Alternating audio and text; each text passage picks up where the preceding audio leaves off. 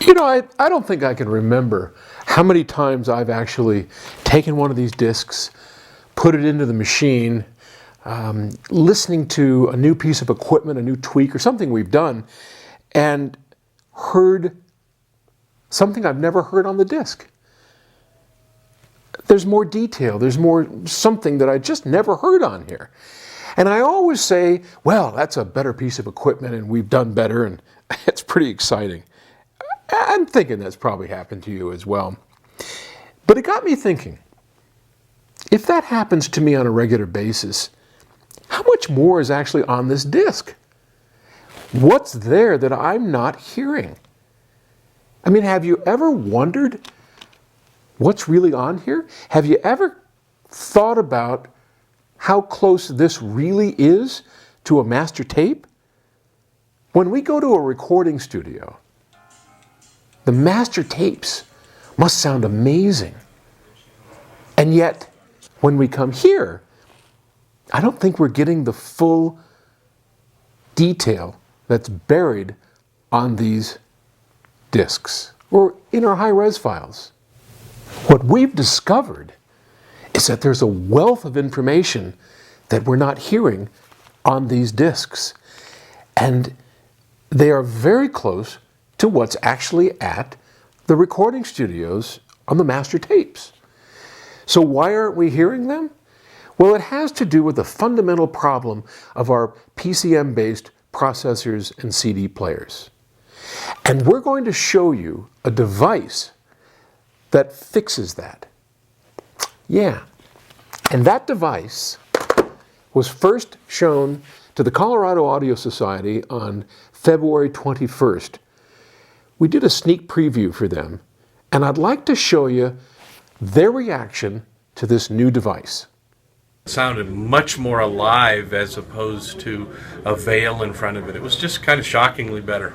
From a woman's perspective, it was more musical, filled the room. It was really amazing. It's not subtle at all. In my world of making evaluations as a reviewer, it's obviously in a large category of differences. Easy to hear on one A-B comparison, and remarkable, for example, in that cymbal demonstration. Yep. The difference was almost like the cymbal not being there in one recording and being present in the other recording. Wow. Y'all onto something. So when you played it on PCM, the flutes are a bit grady, as they tend to be, and the crescendo that preceded the timpanis wasn't there, and the timpanis were wimpanies. But when we went over to the DSD, the crescendo was there. You felt it. You could feel the whole music expanding. And then when the timpanis came in, they had power and impact and transient. It was a world different. So I think it's time that we heard a bit of the backstory, and let's join our presentation to the Colorado Audio Society on February 21st and learn all about a new product called DirectStream. How many of you listen to CDs? Raise your hands. Okay. How many of you listen only to vinyl? Got to be a couple. Okay, there's one. Just one? You never listen to CDs? Oh, all right, okay. Vinyl. So we have two in the audience that only listen to vinyl. Everybody else listens to CDs or digital in general, you know, whether it's downloaded, high resolution, or whatever. What I'm going to talk about today and what I'm going to show you today, I hope will surprise you, because what is on your CDs is a lot of hidden information you didn't know was there. You haven't heard what's on your CDs. You haven't heard what's on your downloads.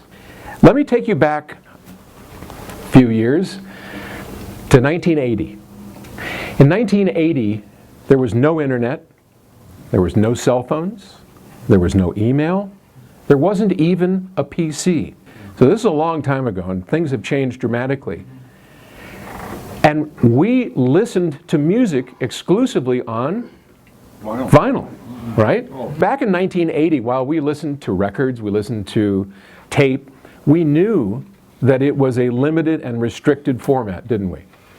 I mean, you knew it. It certainly wasn't of a character that had the dynamic range that we heard of live music. We would go to a concert, we would hear somebody singing in a room and playing. It didn't have the dynamic range. We knew it didn't. It had ticks and pops and wow and flutter and scratches, and it was a pain in the ass, and warps and mechanical lining of things. But we tolerated it. Why? It sounded great. It was good stuff, but we knew it was limited. And we hoped, upon hope, that as audiophiles and music lovers, that something better would come along.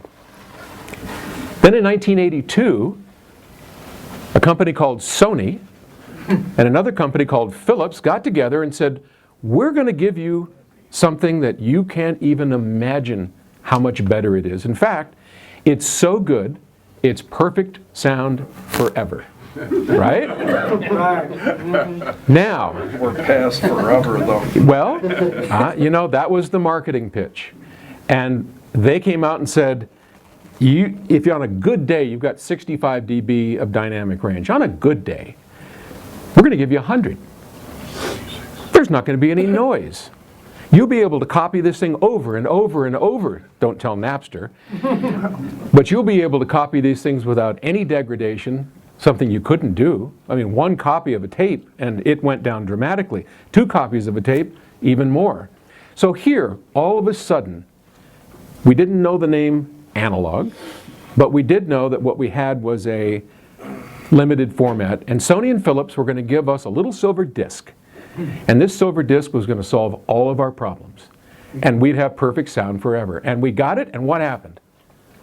Anticlimactic. And what did it start? A 30-plus year war that goes on today. So let's imagine what would have happened if in 1982 Sony and Philips decided, you know what, let's wait. Let's wait a little bit, maybe a couple of years.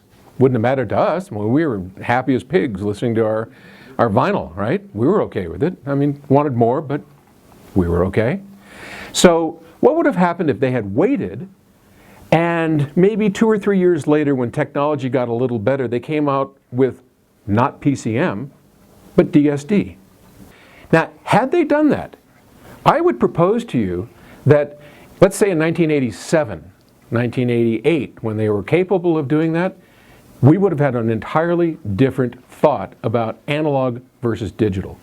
Because now, all of a sudden, we've gone from analog to high-resolution analog. Because if you listen to DSD properly done, it sounds like high-resolution analog. It doesn't sound digital at all. We're going to show you something today that takes your PCM library and converts it wholesale into what you should have had beginning 30 years ago. I promised you a movie. And we're going to get you a movie if we can get Dr. Stadther here. Oh. All right. Just like high school, I'm still the kid that runs the projector.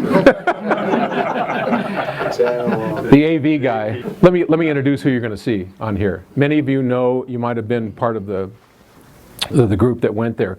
Gus Skinas. How many of you know Gus Skinas? Yeah. So Gus Skinas runs the SACD Center over in Boulder.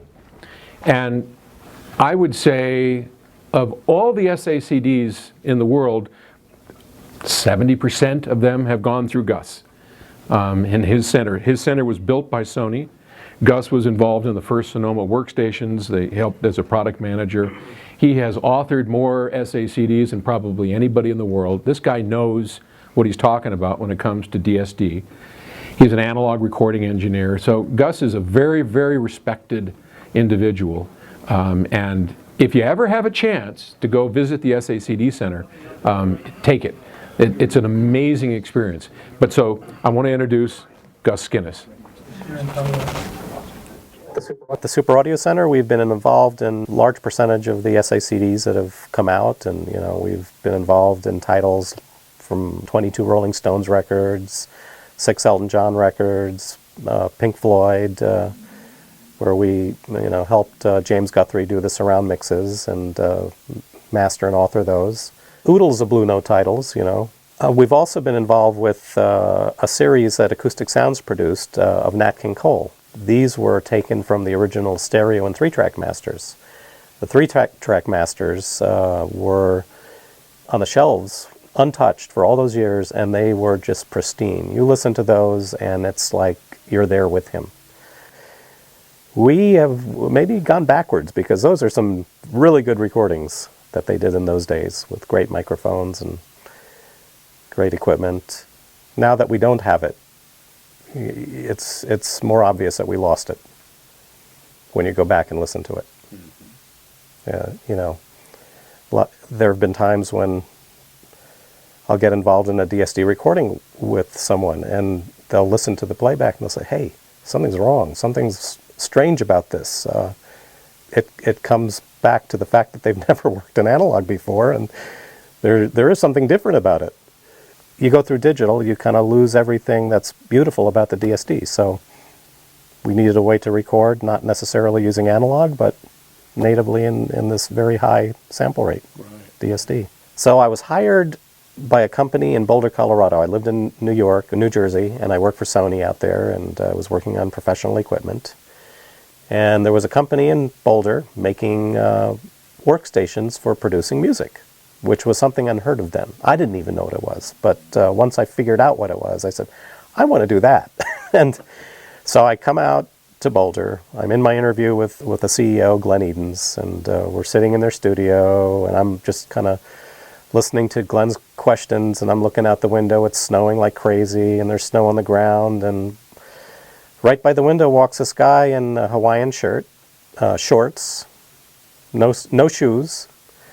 And I turned to Glenn and I said, "Glenn, what was that? Did you see that?" And Glenn kind of says, what are you talking about?" So that was my first encounter with Ted Smith at Waveframe. He was a brilliant engineer at Waveframe, doing files, his own file system stuff and own database stuff, and just a genius, absolute genius. And so we worked together for a few years, and he went off to Microsoft, went up to the Seattle, Washington area.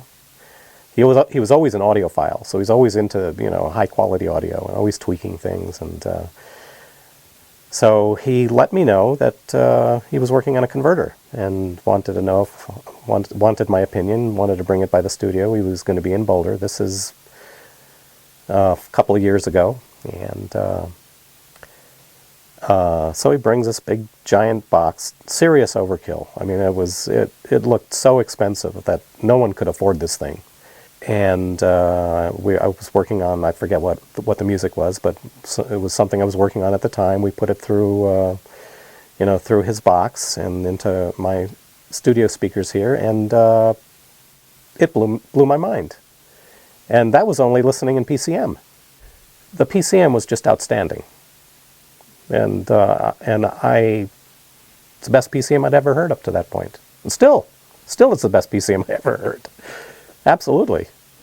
And this made me think, maybe I'm wrong about, PCM, because it was so good. It was so close, to what I was listening to in DSD, if not better in some ways. And Ted, who knew? So I knew my friend Paul, who worked for PS Audio, was working on a DAC. We had met maybe a couple of years earlier when we were working on the Nat King Cole stuff. He came by, and I played some of that, and he really liked it. And I think he saw the capability of DSD and was thinking about putting it in a DAC. And I said, it was the end of the day, I said, "Ted, you got to meet this guy from PS Audio down the street." Literally right down the street. So couldn't find the phone number. We hop in the car, we go down there, and he's just leaving. It's the end of the day. He's leaving with his wife, and I grabbed him and said, Paul, you got to meet Ted. You got to hear what he did." And the system was still set up at my studio, so Paul was gracious enough to come by and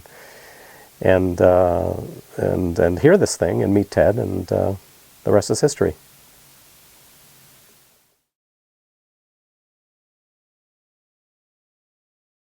So you heard what Gus said. He had a lot of angst about it because over the years he had really developed an ear for analog and DSD.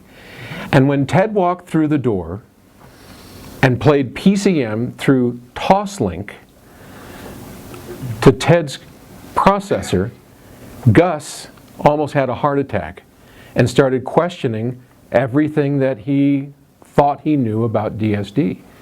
What have I been wasting my time? What's going on here? What Gus didn't understand was that Gus wasn't wrong. He was listening to DSD. Because what this processor does is takes everything put into it and converts it to DSD. This box basically means that you never have to listen to PCM again. That whatever you put into this box comes out in DSD. That what is in your PCM library right now is a secret. You don't know what's in there until you hear it going through this processor. And once you hear it through this processor, I think you're going to be stunned. And we will, when we get done with our meeting here, we'll go in and hook it up to the IRS, and we're going to show you exactly what we mean. So I want to introduce to you the new Perfect Wave DirectStream DAC. And if I can get the boys out here. Now you might be looking at it and saying, come on boys, come on over here, come on right in front of the cameras. Okay, keep going. So you might look at that and say, that looks a lot like a Perfect Wave DAC. And in fact, you'd be right. One of the things that we struggled to do was to take Ted's massive briefcase size board and reduce it down so it can fit in there. And we did that because there are thousands upon thousands of Perfect Wave DACs throughout the world. And we want our owners to be able to rip the guts out of their DAC, throw them in the trash can, and put in DirectStream innards so they can upgrade their products to a new DirectStream. So the gentleman who is holding the DirectStream is Dave Ponanen, who is our Director of Engineering.